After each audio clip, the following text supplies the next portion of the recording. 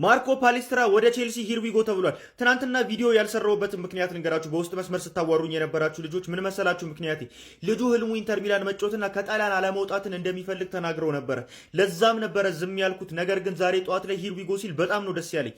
ለምን መሰላችሁ? አንደኛ ልጁ በጣም እግር ኳስን ጥንቅቅ አድርጎ የሚያቅ ፉልባክ ነው። ሌላው ደግሞ በሁለቱም በኩል መጫወት ይችላል። ዊንግ ባክ ሆኖ መጫወት ይችላል። ሌላው ትልቁ ነገር ደግሞ የጣሊያን ሴሪ የወጣቶች ምርጥ ተጫዋች ተብሎ ተመርጦ ነበረ። ዝውውሩ እንዴት እንደተፈጸመ ልንገራችሁ። ባለቀ ሰዓት ጃቪ አሎንሶ ለቶድ ቦሊ ይደውልለታል። ይህንን ደግሞ ያየው ቶድ ቦሊ ሄዶ ኢንተር ሚላን ካቀረበው ገንዘብ በላይ ያቀረበና ለልጁም ደግሞ ደሞዙን በጣም ከፍ አደረገለት። ከዛም በኋላ ተስማሙ። ይሄ ነገር አንድ ትልቅ መልእክት ለቼልሲ ይዞ ይመጣል። አሁን ላይ ቼልሲ ማንም ዝም ብሎ በፈለገው ተጫዋችን አያስፈርምም ጃቪ አሎንሶ ካልፈለገ በስተቀር። ጃቪ አሎንሶ አንድ ስልክ ደወለ፣ ይሄ ዝውውር ተጠናቀቀ። ይህንን ይመስላል የዚህ ዝውውር ታሪክ። እንዴት አያችሁት የቼልሲ ደጋፊዎች? ፎሎ ማድረግ እንዳይረሳ። ማርኮ ፓሌስትራ ወደ ቼልሲ ሂር ዊ ጎ በ55 ሚሊዮን ፓኬጅ ከአታላንታ ወደ ቼልሲ እንደሚዘዋወር ታውቋል ማለት ነው። ይሄ ልጅ እንግዲህ ቨርሳታይል የሆነ ተጫዋች ነው። በግራም በቀኝም ዊንግ ባክም ፉል ባክም መጫወት ይችላል። ስለዚህ ጉስቶ አስብበት። መዳረሻን ገና ካሁኑ ብትጨነቅበት አሪፍ ነው። እንግዲህ ሲቲ እንደሚያስፈርመው ይሄ ልጅ እየተጠበቀ ነው የሚገኘው። የእናንተን ሀሳብ ኮሜንት ላይ ያሳውቁኝ። ማርኮ ፓሌስትራ ወደ ቼልሲ ሂር ዊ ጎ ተብሏል። ሌሊት እንደነገርኳችሁ የዚህ ልጅ ዝውውር በጥቂት ሰዓታት ውስጥ እንደሚጠናቀቅ በስፋት ሲወራ ነበር። አሁንም መቋጫውን አግኝቶ ቼልሲና አትላንታ በአጠቃላይ በ55 ሚሊዮን ዩሮ አካባቢ ከስምምነት ላይ ደርሷል። ያው ልጁ ቀድሞ ግሪን ላይት ለቼልሲ ሰጥቶ ነበር። አሁን ዝውውሩ ሙሉ በሙሉ ተጠናቋል። እንግዲህ ፋብሪዚዮ ሮማኖ እንደዘገበው ይሄ ልጅ ለወደፊቱ የሚሸጥ ከሆነ አትላንታዎች ከዚህ ልጅ የሚያገኙት ገቢ አለ።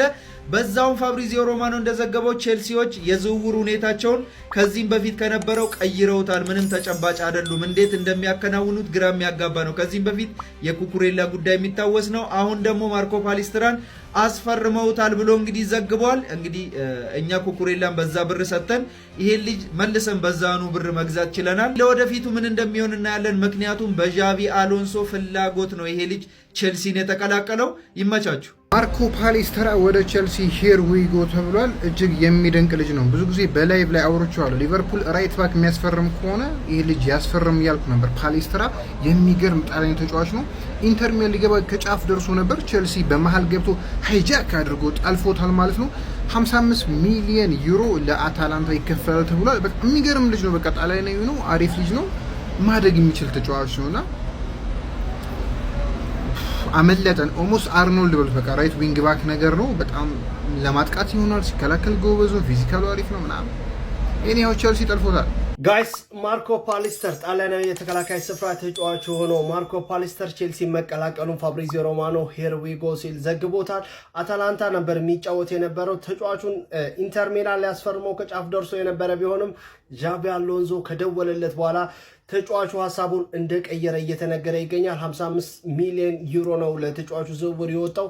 ማሎ ጉስቶ ቼልሲን እንደሚለቅ እየተነገረ ይገኛል። እንዲሁም ኤንዞ ፈርናንዴዝ በቀጣይ ከቼልሲ ሊለቁ የሚችሉ ሁለት ተጫዋቾች ናቸው። ማሎ ጉስቶ ማንቸስተር ሲቲም እየፈለገው እንደሆነ መረጃዎች እየወጡ ይገኛሉ። የማርኮ ፓሌስተርን ዝውውር እንዴት ታዩታላችሁ? ማሎ ጉስቶ፣ ኤንዞ ፈርናንዴዝ ቀጣይ ከቼልሲ የሚለቁ ናቸው።